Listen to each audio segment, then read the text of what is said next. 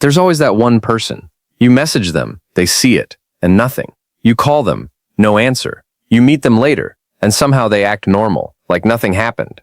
At first you think they're rude, then you think maybe they're arrogant, and after a while, you stop trying. But here's the part most people don't understand. People who ignore everyone are not always cold. Sometimes they feel too much, and that changes everything. Because this isn't always an attitude problem. Sometimes it's a psychological pattern. Take this guy. From the outside, he looks detached. He leaves messages unanswered. He avoids calls. He disappears from conversations halfway through. People assume he doesn't care. But that's not actually what's happening inside him. Because ignoring people didn't start as cruelty. It started as self-management. For some people, interaction feels simple. You reply, you talk, you move on. But for this guy, interaction isn't always small. One message can feel like responsibility. One call can feel like pressure. One "hey, where have you been?" can feel heavier than it looks. That's why he delays. Not because he has nothing to say, but because his mind turns every small interaction into something bigger. He reads a message and instantly starts calculating. What tone should I use? Do I sound dry? If I reply now, will this become a long conversation? Why does this feel tiring before it even starts? And while all that is happening, the easiest option is silence. That's why people like this often confuse others. Because they are not ignoring everyone out of confidence. A lot of the time, they're doing it out of mental overload. And the sad part is, the outside world reads that overload as disrespect. So the more misunderstood they feel, the more they retreat.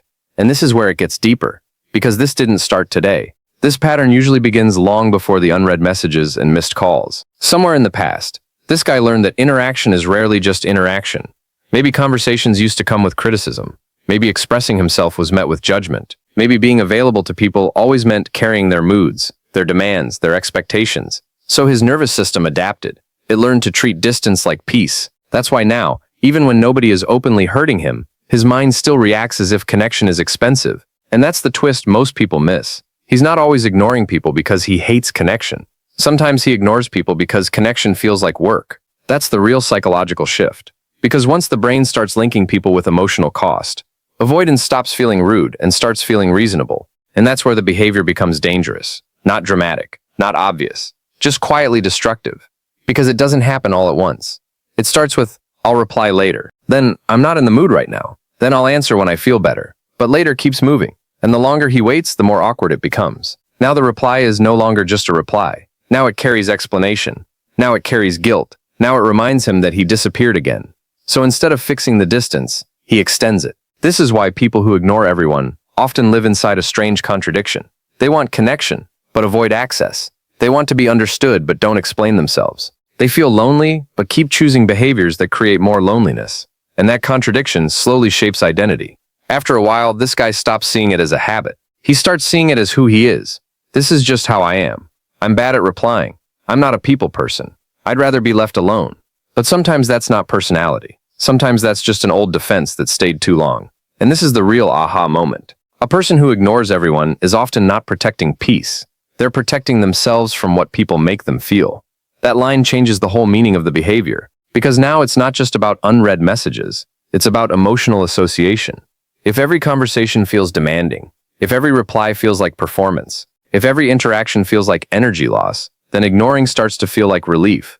Not because it solves anything, but because it postpones the discomfort. And postponing discomfort can feel so good in the moment that people don't realize the long-term damage. Because every ignored message teaches the brain the same lesson.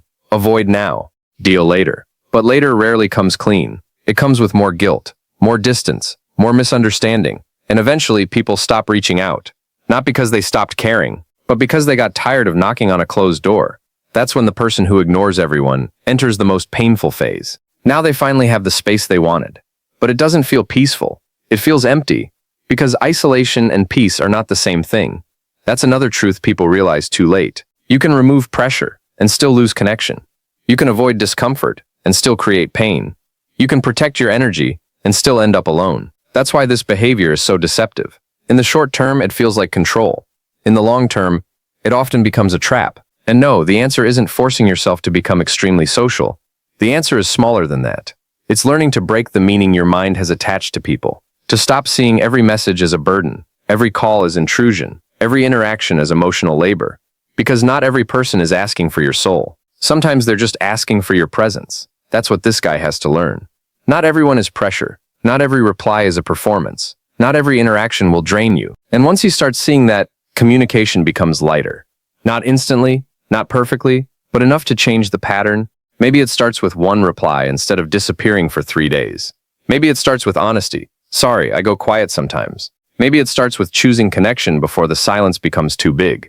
That's how people come back from this. Not by becoming different overnight, but by stopping the automatic retreat. So if someone ignores everyone, don't rush to label them arrogant. You might be looking at someone who has spent years confusing distance with safety. And if you see yourself in this guy, then maybe your silence is not your personality. Maybe it's just your protection talking. And protection can help you survive. But if you never question it, it can also become the reason no one can reach you.